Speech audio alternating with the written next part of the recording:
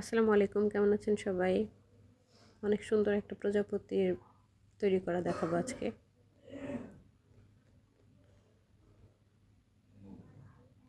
তো ফার্স্টে বরাবরের মতো ম্যাজিক রিং করে নিচ্ছি। এরপর 3টা চেন,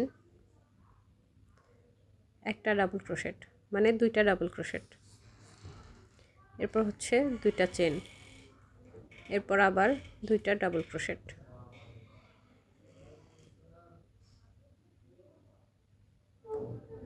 আবার 2টা চেন,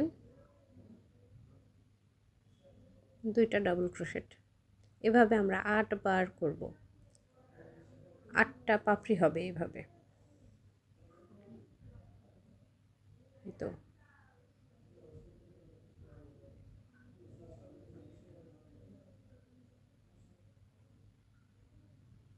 দেখেন, 1 2 3 4 5 6 7 8 8বার করার পর 2টা চেন নিয়ে 3 নাম্বার চেনের মাথায় জোড়া লাগিয়ে দিব।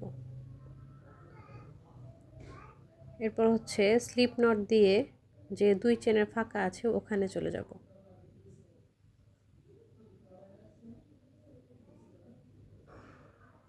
এরপর 3টা চেন এবং 2টা ডাবল ক্রোশেট, টোটাল 3টা ডাবল ক্রোশেট।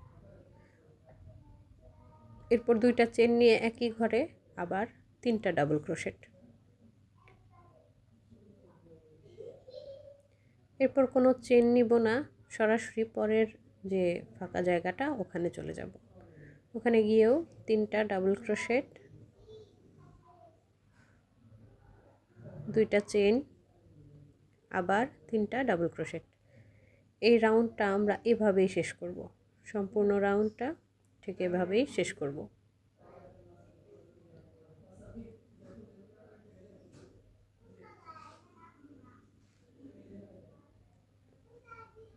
কোনো কিছু বুঝতে না পারলে কমেন্টে জিজ্ঞেস করবেন বা ইনবক্সে এসে জিজ্ঞেস করবেন, আমি বুঝিয়ে দেওয়ার চেষ্টা করব। আমি যতটুকু সম্ভব সহজ করার চেষ্টা করছি ভিডিওগুলো। এই তো,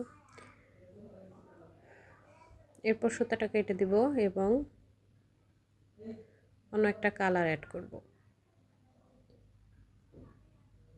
বা লাস্ট লাইনটা শেষ করব অন্য একটা কালার দিয়ে।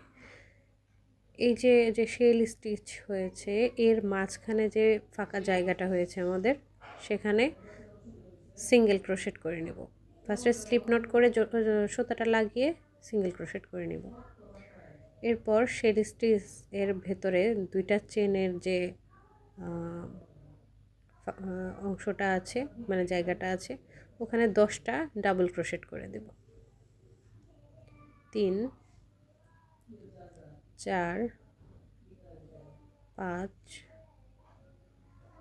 6 7 8 9, আচ্ছা যাই হোক, 10টা চেন হয়ে গেছে। এরপর একইভাবে যেভাবে শুরু করেছিলাম সেভাবে ওই ফাঁকা জায়গায় সিঙ্গেল ক্রোশেট করে জোড়া লাগিয়ে দেব এবং পরের শেলে আবার 10টা ডাবল ক্রোশেট করে দেব। তো লাস্ট লাইনটা ঠিক এইভাবেই শেষ করব। সম্পূর্ণ একটা ফ্লাওয়ার ক্রিয়েট হয়ে গেছে। এটা হবে হচ্ছে একটা বাটারফ্লাই, ফ্লাওয়ার থেকে বাটারফ্লাই তৈরি হবে।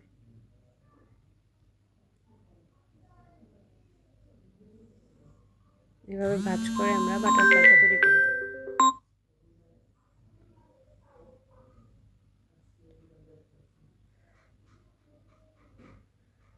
এরপর দেখেন, সুতাটা নিয়ে আমরা কি করি, মানে মাঝে আমরা জোড়া লাগিয়ে দিব সুতার মাধ্যমেই।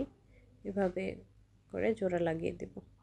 দেখেন 2টা পার্ট একসাথে করে এভাবে মাঝখান দিয়ে নিয়ে আসব, একটা চেইনের মতো হচ্ছে।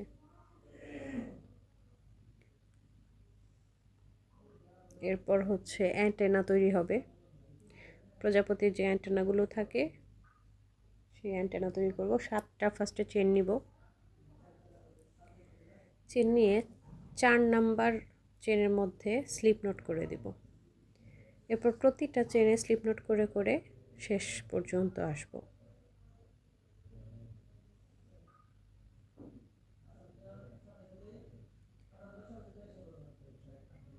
এরপর আবার 7টা চেন নিব দ্বিতীয় অ্যান্টেনার জন্য।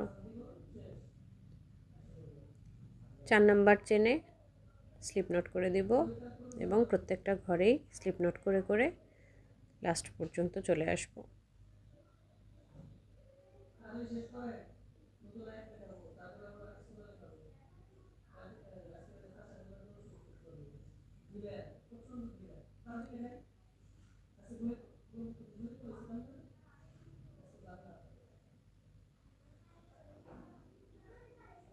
শেষ। একটা চেন নিয়ে গিট তৈরি করব এবং সুতাটা কেটে দেব।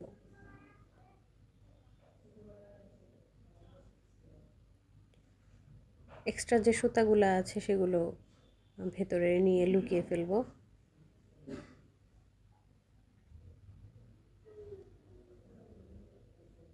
এটা দিয়ে চাবির রিং, চুলের ক্লিপ, ব্যান্ড, তারপর ড্রেসের মধ্যে লাগাতে পারেন, বাচ্চাদের ড্রেসে লাগাতে পারেন, মানে মাল্টিপারপাস কাজ করতে পারবেন।